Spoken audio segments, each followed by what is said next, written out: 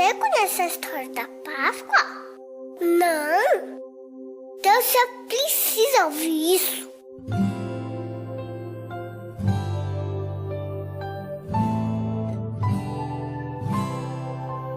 Deus queria muito que a gente ficasse de bem com Ele. Daí Ele mandou Jesus. E a Páscoa foi quando Jesus foi salvar a gente.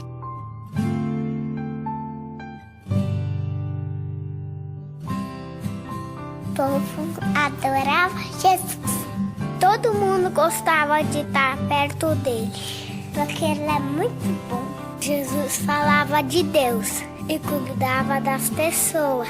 Curou cegos, deu comida para um monte de gente. Transformou água em vinho. Jesus falava que ele era o caminho para todo mundo ficar perto de Deus. E por isso tinha gente que não gostava dele. Essas pessoas queriam prender Jesus. Ele sabia disso. Mesmo assim, foi lá para Jerusalém.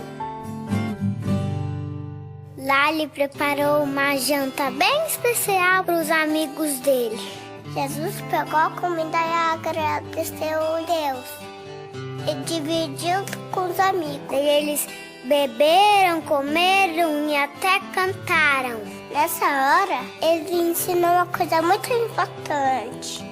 Que a gente deve amar os outros, igual ele amou a gente.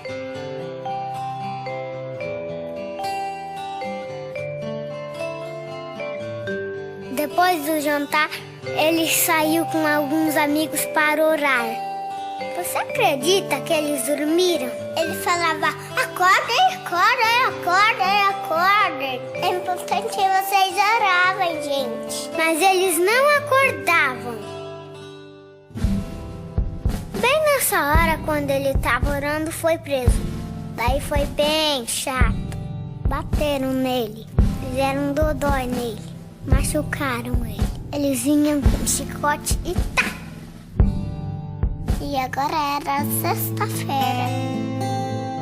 Fizeram ele carregar uma cruz bem pesada. Foi muito difícil carregar aquela cruz. As pessoas gritavam, sabe assim mesmo? Se você é Deus, desce daí, cara. E ele estava sofrendo sem falar nada. Foi bem triste. E agora Jesus estava morto.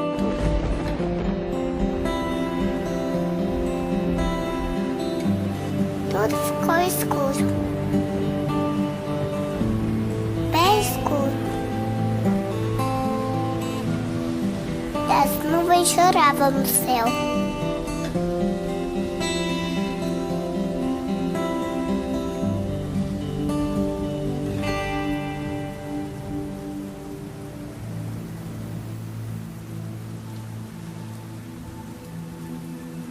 Eles colocaram o corpo de Jesus na caverna, porque se dá por um guarda bem brabo, pra ninguém entrar lá. Mas até o guarda se arrependeu, percebeu que Jesus era Deus, ele até chorou.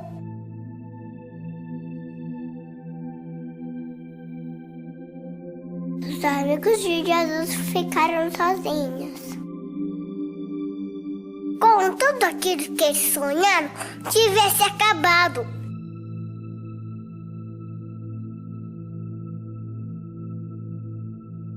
No domingo, 3 amigas de Jesus foram lá na gruta.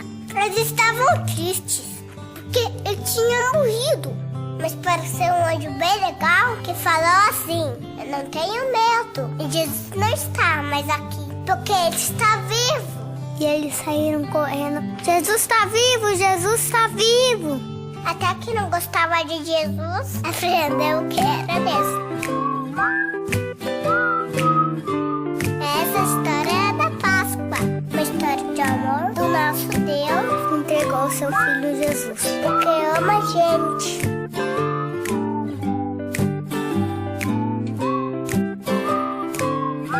Ele ama você, ele ama a mamãe, ele ama o papai, ele ama os tios, ele ama todo mundo.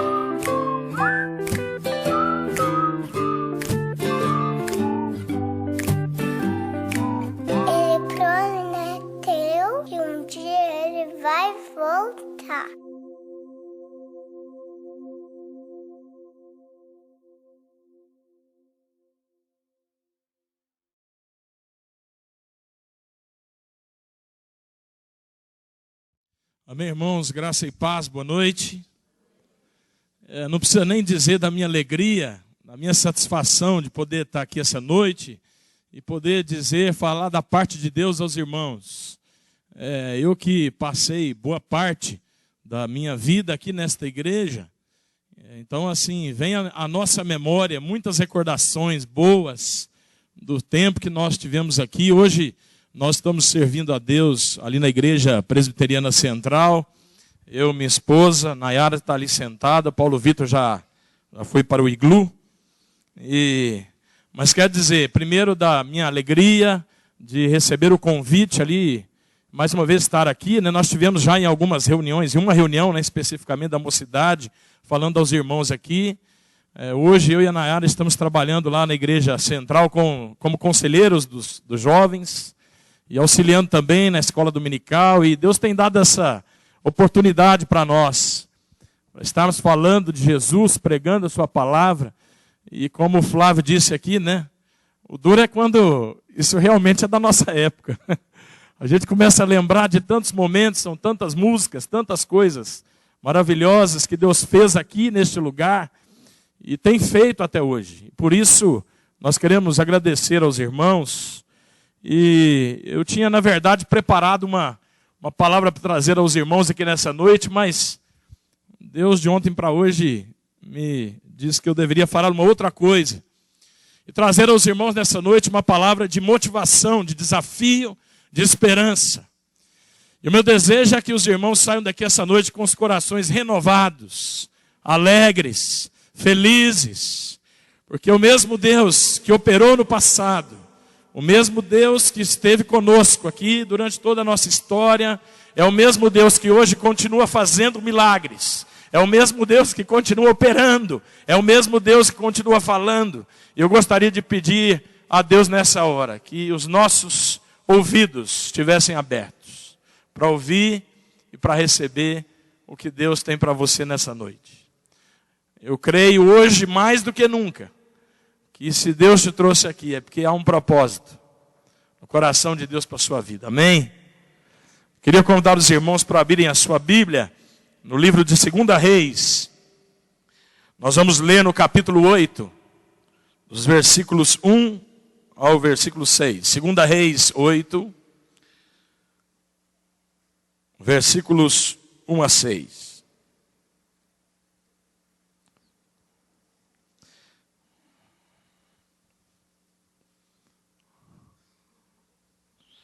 O texto diz assim: falou Eliseu àquela mulher, cujo filho ele restaurara a vida, dizendo: levanta-te, vai com os de tua casa e mora onde puderes, porque o Senhor chamou a fome, a qual virá sobre a terra por 7 anos. Levantou-se a mulher e fez segundo a palavra do homem de Deus, saiu com os de sua casa e habitou por 7 anos na terra dos filisteus. Ao cabo dos 7 anos, a mulher voltou da terra dos filisteus e saiu a clamar ao rei pela sua casa e pelas suas terras. Ora, o rei falava a Geazi, moço do homem de Deus, dizendo: conta-me, peço-te, todas as grandes obras que Eliseu tem feito. Contava ele ao rei como Eliseu restaurara a vida a um morto, quando a mulher cujo filho ele havia restaurado a vida, clamou ao rei pela sua casa e pelas suas terras. Então disse Geazi: ó rei meu senhor, esta é a mulher, e esta o seu filho, a quem Eliseu restaurou a vida. Interrogou o rei a mulher, e ela lhe contou tudo. Então o rei lhe deu um oficial, dizendo: faze restituir-se-lhe tudo quanto era seu, e todas as rendas do campo, desde o dia em que deixou a terra até agora.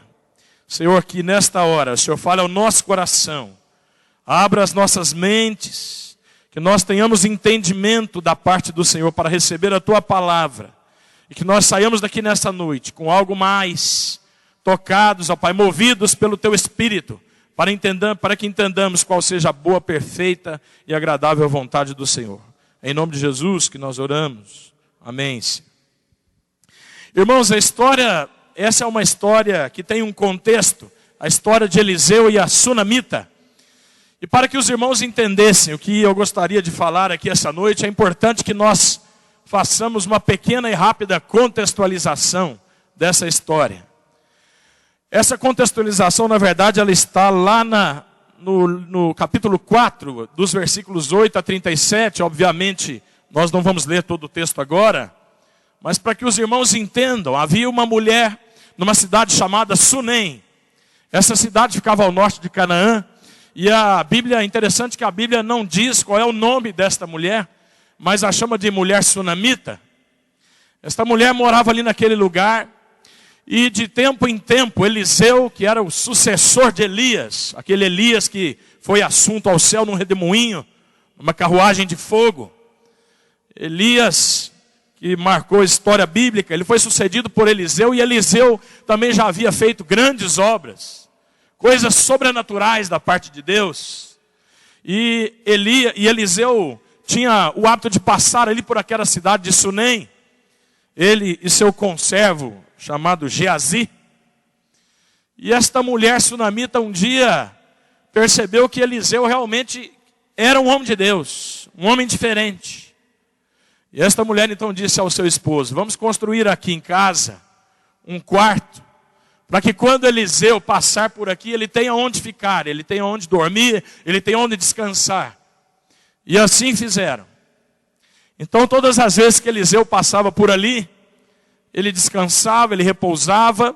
Mas um dia, Eliseu, consternado talvez com o favor daquela mulher, daquela família, pediu a Geazi, o seu servo, que procurasse a mulher e dissesse a ela o que é que ela gostaria que eles fizessem em retribuição, aquilo que a família sempre fazia, recebê-los ali, hospedá-los ali, tratar deles ali. E Geazi foi conversar com aquela mulher, e a mulher disse: olha, nós já fazemos parte desse povo aqui, não há muito o que pedir. Mas mesmo assim Eliseu ainda ficou pensativo e disse: mas eu queria muito poder fazer alguma coisa por esta mulher. E Geazi descobriu que aquela mulher não tinha filhos. O marido dela já era de idade, já era um senhor velho. E Geazi então relatou isso a Eliseu, e Eliseu então mandou chamar a mulher e disse: olha, eu quero te dizer uma coisa. De hoje a daqui 1 ano, você vai ter um filho. E talvez aquela mulher tenha pensado: mas eu já estou bem de idade, como é que eu vou ter um filho nessa altura do campeonato? E a mulher chegou a dizer assim para Eliseu: não minta para mim, Eliseu. Mas, irmãos, a palavra se cumpriu. Depois de 1 ano, essa mulher deu à luz a um filho. E a história relatada neste texto que nós estamos usando aqui para contextualizar, diz que um dia este menino foi para o campo com o seu pai. E durante o dia ele teve uma dor de cabeça muito forte. Então o pai pediu que levassem o filho até a mãe, a mulher sunamita. E a narrativa bíblica diz que ele ficou ali no colo dela até por volta do meio-dia. Só que ele veio a falecer. Ele veio a falecer. Essa mulher ficou tão triste, que na verdade ela nem tinha pedido um filho para Eliseu. Então a mulher pega o filho agora, leva onde era o quarto de Eliseu, coloca a criança ali sobre a cama e vai atrás de Eliseu. E a Bíblia diz que esta mulher achou Eliseu lá num monte chamado Monte Carmelo. E para encurtar a história, Eliseu pediu ao seu conservo Geazi que fosse lá onde estava a criança, levasse o seu bordão e colocasse sobre o rosto da criança. E assim Geazi fez. Saiu, foi lá, colocou o condão, mas não aconteceu nada. Então Geazi voltou e disse: olha, Eliseu, não aconteceu nada. A criança continua como está. Então Eliseu veio à casa desta mulher, e a Bíblia relata que ele chegou ali, prostrou-se diante da cama daquela criança, deitou sobre ela, colocou seu rosto sobre a criança, aqueceu o corpo desta criança, colocou a palma de suas mãos sobre a palma das mãos da criança, levantou-se, repetiu esse gesto novamente, e a Bíblia diz que essa criança espirrou 7 vezes, e ela acordou. ela ressuscitou. E aí Eliseu então manda chamar a mãe. A mãe chega na presença de Eliseu, prostra-se aos pés dele. Certamente deve ter sido um momento muito emocionante. E a Bíblia relata este fato. E depois deste fato, em que essa mulher experimentou de perto e a olhos vistos o milagre de Deus na sua casa, acontece isso que nós acabamos de ler. Aí nós chegamos no texto que nós acabamos de ler. Numa outra ocasião, Eliseu diz para essa mulher: olha, Deus mandou dizer que vai vir uma fome aqui por 7 anos. E você deve sair com a sua família, você deve deixar a sua terra, e você vai para um lugar. Que lugar é esse? Deus não disse que lugar era aquele. Deus diz assim: você vai para onde der. Para onde der você vai. Diferente do que Deus tinha feito com Abraão, por exemplo, quando Deus disse para Abraão assim: sai da tua terra, sai da tua parentela e vai para um lugar que eu te mostrarei. Deus disse por meio de Eliseu: fala, você vai sair agora e você vai para onde der. Você vai para onde der. Vai vir uma fome aí. 7 anos. E eu queria então, a partir disso, falar de 3 coisas rápidas com os irmãos. 3 características de Deus que eu gostaria que os irmãos guardassem no coração e saíssem daqui essa noite com a esperança renovada, com a fé renovada, para que nós entendêssemos que Deus é esse que nós falamos, que nós pregamos, que nós servimos e que nós amamos. E a primeira coisa, com a luz da palavra de Deus, com base nesse texto, que eu gostaria que os irmãos guardassem no coração essa noite, é que Deus é o Deus do livramento. Essa é a primeira coisa. Se eu perguntasse aqui agora, quantos irmãos nessa noite aqui já experimentaram de alguma forma o livramento de Deus nas suas vidas? Eu acho que praticamente 100% das pessoas diriam: eu já tive uma experiência de livramento com Deus na minha vida. Eu posso dizer para os irmãos que já tive várias. E a igreja aqui é testemunha de algumas delas. De várias. A igreja já orou por mim aqui algumas vezes, para que Deus me desse livramento. E nós somos gratos a Deus até hoje, pela vida dos irmãos, pela vida da igreja. Mas o fato é que nós, como crentes, todos os inícios de anos, nós temos o hábito de renovar os nossos compromissos, as nossas promessas. Nós fazemos planos, nós elaboramos sonhos. E assim, muitas vezes nós nem submetemos à vontade de Deus os nossos desejos, nossos sonhos, mas nós temos um hábito de muitas vezes tomar iniciativas próprias, e assim com as nossas próprias pernas, com a nossa própria força, com a nossa própria disposição, nós queremos resolver a nossa vida. E aí você deve estar pensando: mas o que isso tem a ver com a história da mulher? Primeiro eu queria dizer para você, irmão, que Deus é o Deus do livramento. É o Deus que sabe, é o Deus que conhece, e é o Deus que tem sobre as suas mãos a nossa vida. Deus sabe de todas as coisas. Essa mulher já havia experimentado o milagre de Deus na sua vida. E agora Deus diz assim para ela: ó, você vai sair daí e você vai para um lugar. Talvez se fôssemos nós diríamos assim: Senhor, dá para dar uma pista? Para onde que é? O que eu preciso levar? Qual é o cuidado que eu tenho que ter?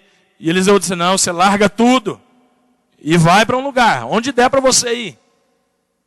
E o fato, irmãos, é que Deus, da mesma forma que conhecia o destino dessa mulher, e Ele sabia o final dessa história, quero dizer para você essa noite que Deus também sabe o final da sua história. Deus sabe o final da minha história. Deus sabe todas as coisas na nossa vida. A palavra de Deus em Salmo 139 diz que Deus conhece os nossos pensamentos. Deus nos sonda. Deus sabe quando nós nos dormimos, quando nós nos levantamos. De longe Deus penetra os nossos pensamentos. A Bíblia diz mais embaixo desse mesmo texto que a nossa vida como seres humanos ainda nem havia sido formada no ventre da nossa mãe. E Deus já tinha escrito no seu livro todos os dias da nossa vida. Todos os dias da nossa vida. A Bíblia diz, irmãos, que nem um fio de cabelo da nossa cabeça cai se não for a permissão de Deus. A Bíblia diz ainda que nós somos fortes, nós podemos vencer os desafios, que nós não precisamos temer o dia mau. A Bíblia diz que ainda que a gente passe pelo vale da sombra da morte, nós não vamos temer, porque Deus estará conosco. E nós, como crentes, e como essa mulher fez, numa atitude, num passo de fé, ela saiu de lá, ela seguiu e resolveu obedecer a ordem do Senhor. E ela foi até as últimas consequências. Assim como Abraão fez um dia com seu filho Isaque. Deus disse assim: você vai oferecer o seu filho como sacrifício. E os irmãos conhecem a história. Abraão pegou o filho, saiu com o filho, andou com o filho, chegou ao lugar lá do sacrifício. A criança nesse caminho ainda perguntou para Abraão assim: pai, cadê o cordeiro? Cadê o animal? E o que foi que Abraão disse, irmão, se lembram? Deus proverá. Deus proverá. Talvez essa mulher tenha pensado assim: e agora? Para onde que eu vou? Como é que eu vou fazer? Onde eu vou colocar minha família? Onde eu vou dormir? Como é que eu vou sobreviver? Como é que eu vou comer? São 7 anos. Deus falou assim: vai. E os irmãos vão entender o que Deus é capaz de fazer. Quando nós falamos de livramento, irmãos, nós estamos falando de livramento de quê? Livramento da tristeza, livramento das nossas dificuldades, livramento do dia mau, livramento da soberba, livramento da ira, livramento do ódio, livramento. Deus é o Deus do livramento. E Deus conhece todos os nossos caminhos. A Bíblia diz, se os irmãos depois quiserem conferir, lá em Salmo 127, versículo 2, a Bíblia diz que Deus nos dá enquanto nós dormimos. Talvez, como eu, os irmãos já devem ter perdido algumas noites de sono, fazendo contas, traçando planos, montando estratégias, pensando no futuro, tentando organizar a nossa vida. E a Bíblia diz assim: o nosso trabalho é descansar em Deus. Deus nos dá enquanto nós dormimos. Então, quando nós nos levantamos, irmãos, na segunda-feira, nós não levantamos para plantar, nós levantamos para colher o que Deus já plantou durante a noite em nossos corações, amém? Essa era a mesma perspectiva dessa mulher. Ela não saiu de lá para plantar, porque ela sabia, e ela já tinha experimentado na sua vida o milagre de Deus, e ela sabia que Deus a livraria de todo o mal, que Deus a livraria da fome, que Deus guardaria o seu caminho, que Deus guardaria a sua alma, que Deus guardaria a sua família, e assim ela creu. E assim ela creu. Quando Deus nos chama, quando Deus nos convida a aceitá-lo como Salvador, irmãos, a Bíblia diz que nós temos uma vida nova. As coisas velhas ficam para trás e tudo se fez novo. Quando nós aceitamos a Jesus, irmãos, a nossa vida não melhora. Não é uma melhora de vida. A Bíblia diz que tudo se faz novo. A gente tem o hábito de dizer assim: minha vida melhorou. Não, tudo é novo. Tudo é novo. E essa mulher já tinha experimentado isso. O Deus do livramento. Uma primeira vez, em função do seu filho, quando através de Eliseu, Deus ressuscita a vida daquele menino. Mas Deus também tem uma outra característica importante, que eu gostaria de frisar com os irmãos nessa noite. Então, primeiro, Deus é o Deus do livramento. Mas eu queria dizer também que Deus, em segundo lugar, é o Deus da providência. Queria que os irmãos lessem comigo novamente o versículo 5 do texto base, 2 Reis 8. Versículo 5 diz assim: contava ele ao rei como Eliseu restaurara a vida ao morto, quando a mulher cujo filho ele havia restaurado a vida, clamou ao rei pela sua casa e pelas suas terras. Então disse Geazi: ó rei meu senhor, esta é a mulher, e este é o seu filho, a quem Eliseu restaurou a vida. Então, em segundo lugar, irmãos, Deus é o Deus da providência. A mulher ela poderia ter questionado a Deus quando Deus disse para que ela fosse embora, mas ela, em obediência a Deus, ela saiu de lá. Sem nenhuma perspectiva, talvez, sem nenhuma expectativa do que pudesse acontecer durante 7 anos. Ela apenas obedeceu a ordem de Deus. Ela falou, eu vou. E talvez ela já cresce, sim, que Deus providenciaria as coisas. Na nossa vida, irmãos, como crentes, não existe, no nosso vocabulário, não existe a palavra coincidência. Existe a palavra providência. Não sei se os irmãos prestaram atenção no texto, mas vamos remontar a cena. Eu gosto muito de ler a Bíblia e criar as cenas, e me incorporar às cenas. Os irmãos podem imaginar, depois de 7 anos, essa mulher volta à presença do rei, e o texto diz que ela estava ali, clamando ao rei. Mas antes que ela chegasse lá, já havia um homem ali. Quem era, irmãos? Geazi. O rei mandou chamar Geazi. Falou, Geazi, vem cá. Me conta aí sobre as coisas que Eliseu tem feito aí, as boas obras. As coisas sobrenaturais que Deus tem feito através de Eliseu. Conta para mim. O rei queria saber, porque o rei ouvia falar. Então o rei queria ouvir da boca de quem andava com Eliseu. E ali estava Geazi e o rei. E aí imagina a cena, irmãos. Geazi começa a dizer para o rei assim, olha rei, Eliseu há 7 anos atrás, ele restaurou a vida de uma criança que estava morta, e ele foi narrando a história. A mãe teve um filho, e o filho morreu, e ele contou toda a história de novo aqui, que eu já relatei aos irmãos. E essa mulher, talvez, quando ela chegava lá ao palácio do rei, imagina que talvez ela não tinha muita esperança de, depois de 7 anos, reaver as suas propriedades.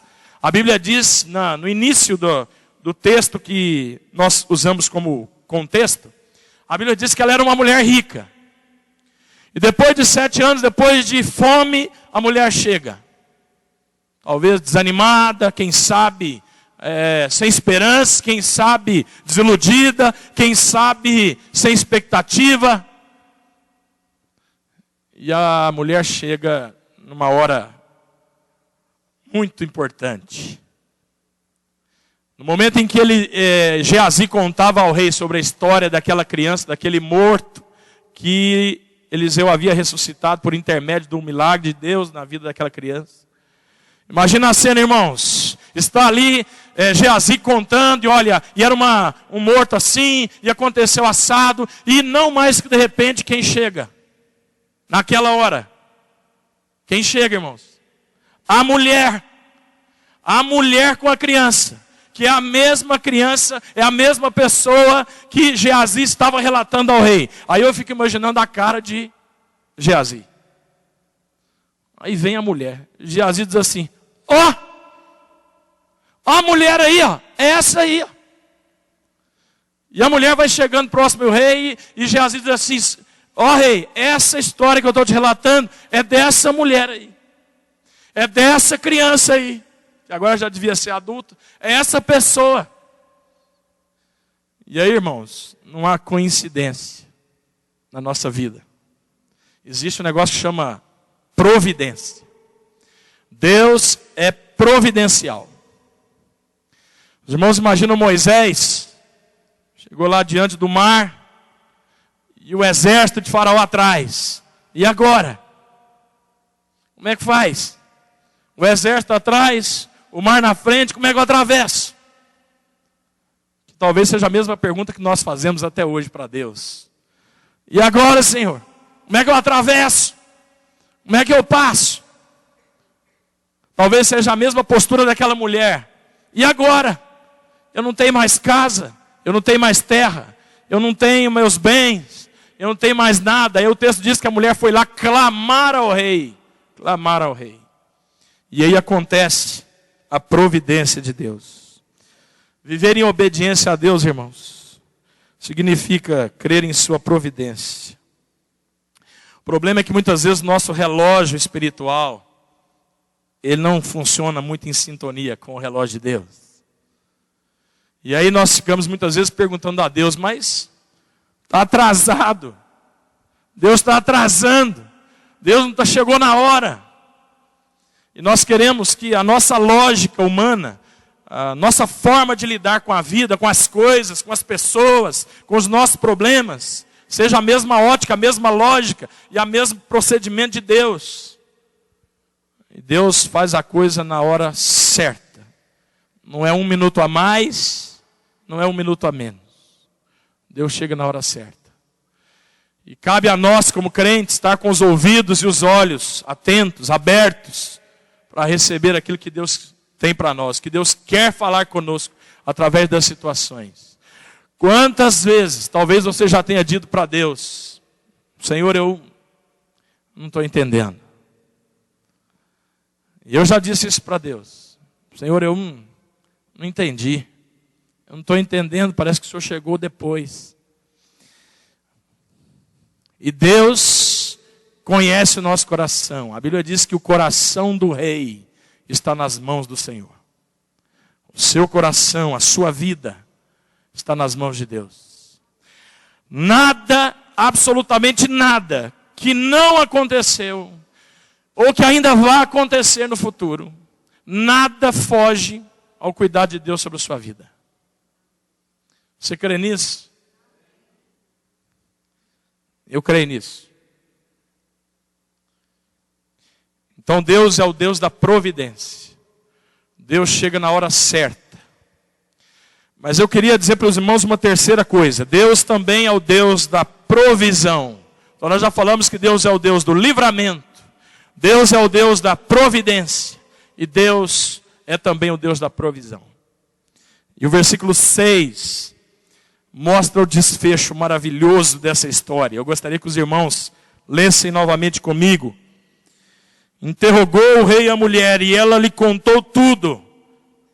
Então o rei lhe deu um oficial dizendo: faze restituir-se-lhe tudo quanto era seu, e todas as rendas do campo, desde o dia em que deixou a terra até agora. Amém, irmãos?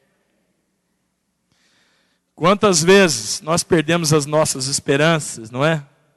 E a mulher chega ali, talvez na esperança de ter a sua casa de volta. E qual foi a palavra de Deus, qual foi a operação de Deus na vida daquela mulher? Quando o rei pede à mulher, falou: olha, eu quero que você me fale se isso aí é verdade. E ela relata exatamente como Eliseu ou Geazi havia contado ali. Falou: você é casado? Sou casada. Tem filho? Tem filho. Seu filho, aconteceu isso com seu filho? Morreu, ele estava nos seus braços, ele morreu. Ela falou: é isso mesmo. E o rei deve ter falado assim: e eu quero saber mais. E seu filho estava morto, e você chamou Eliseu lá, e ele foi lá e ressuscitou a criança. Como é que é? Ela falou: é isso aí mesmo. É isso aí mesmo. Ele falou: tudo certo. E aí eu fico imaginando o coração do rei também, irmãos. Um homem que talvez não cresça em Deus, e viu ali frente a frente o milagre de Deus na vida dele. O milagre físico. A criança, que agora já era um rapaz, mas era uma criança, era um milagre de Deus, e comovido, tocado pelo Espírito Santo de Deus, o rei diz: olha, só que agora você me balançou.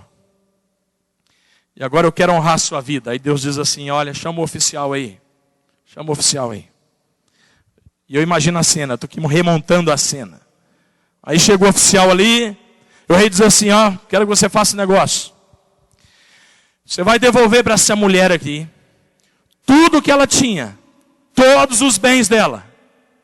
A Bíblia diz que ela era uma mulher rica. Então imagina, irmãos, que ela tinha muita propriedade. Falou: você vai devolver tudo. Eu já ficaria satisfeito. Para mim já estava ótimo. Mas sabe por que não estava ótimo ainda, irmãos? Porque Deus tem mais e muito mais para as pessoas que o amam. A Bíblia diz assim, irmãos: nem olhos viram, nem ouvidos ouviram, e nem jamais penetrou no coração do homem. Você não tem noção, você não sabe o que Deus tem preparado para aqueles que o amam. Então o rei diz assim: agora você vai devolver tudo. E é o seguinte, pega uma calculadora científica lá. Você vai fazer uma conta, diz para o oficial, você vai fazer uma conta dessa propriedade que ela tinha, faz uma conta aí, em 7 anos. Quanto que renderia isso? Se ela tivesse plantado 7 anos, se ela tivesse colhido 7 anos, faz uma conta aí. Quanto vai dar isso? É isso que você vai dar para ela. Amém, irmãos? Então, às vezes, chega diante de Deus e fala assim, Senhor, eu estou precisando disso, eu estou passando por um momento difícil, ou estou em tribulação, e Deus está dizendo assim para você, o que eu tenho para você é muito mais do que aquilo que você está esperando. Deus pode nos dar muito mais, irmãos.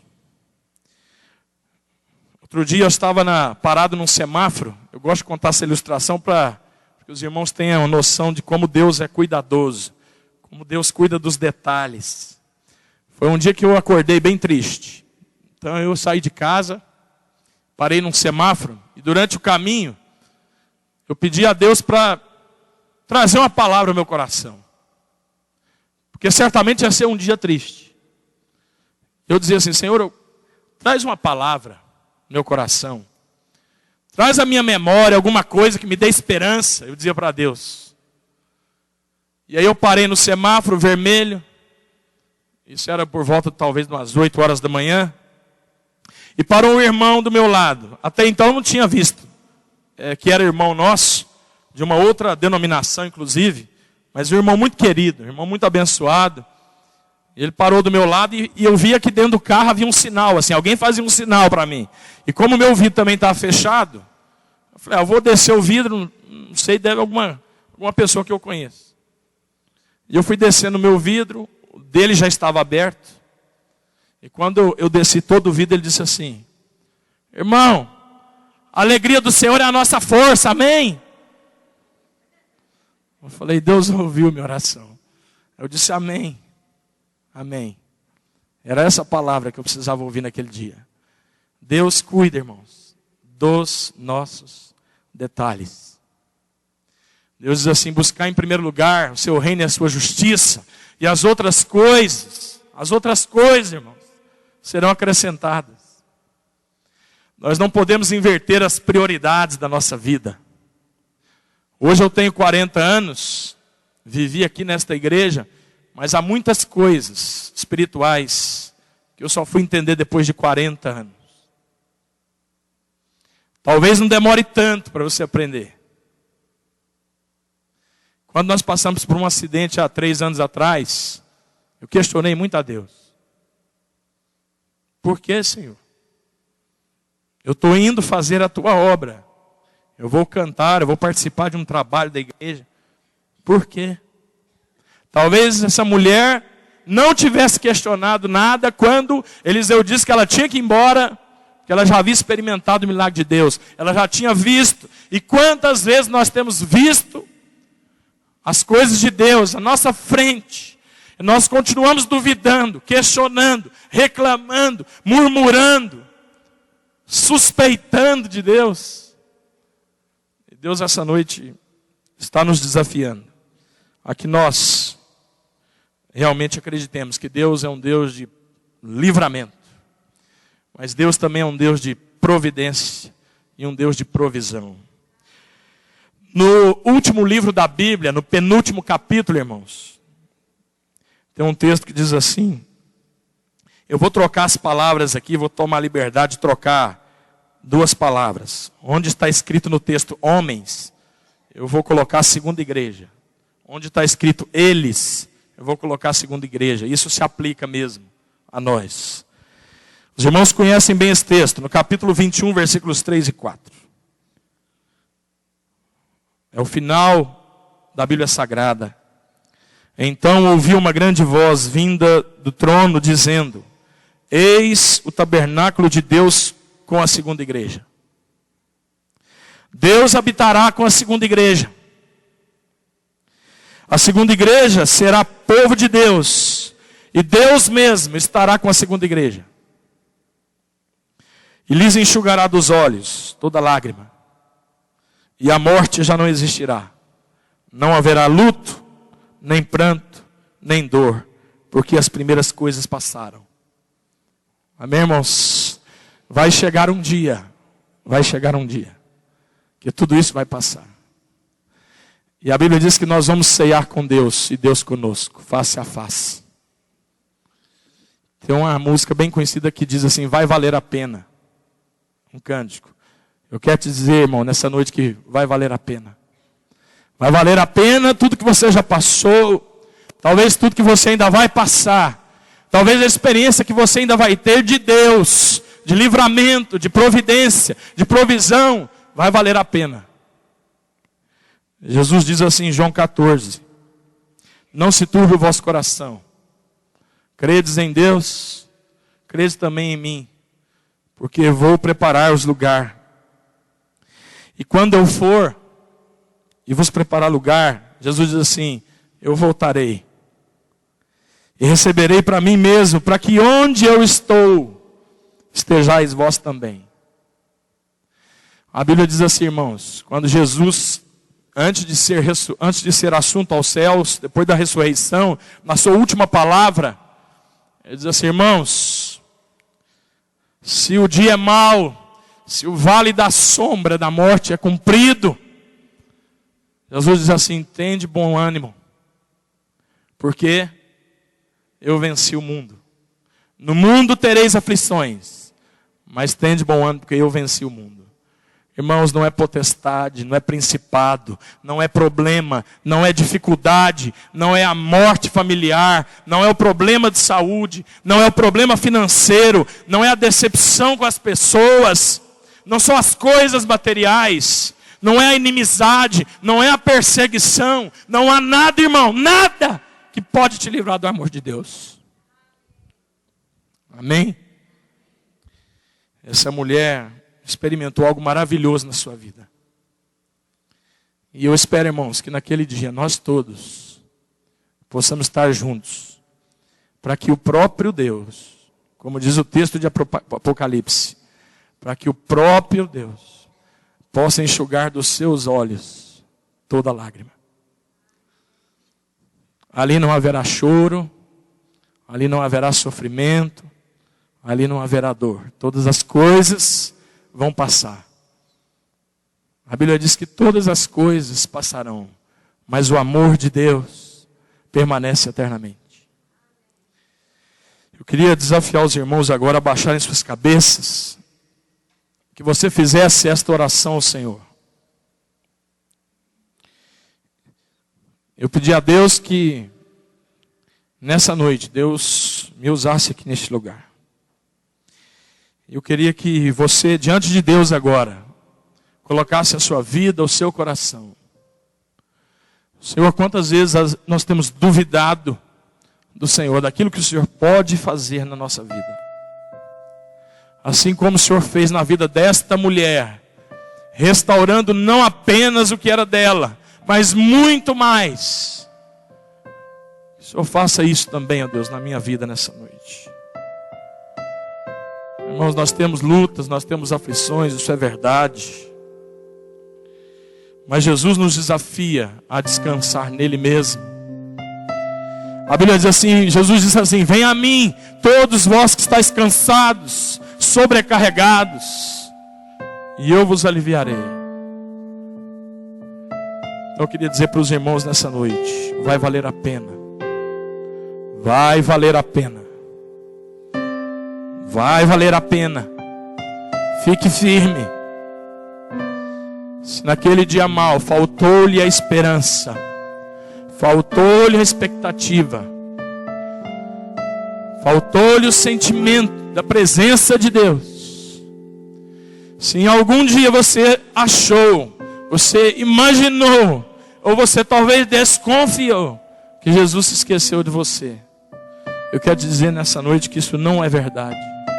Jesus nunca se esqueceu ou vai se esquecer de você. Que você saia daqui essa noite, irmão, consciente desta palavra.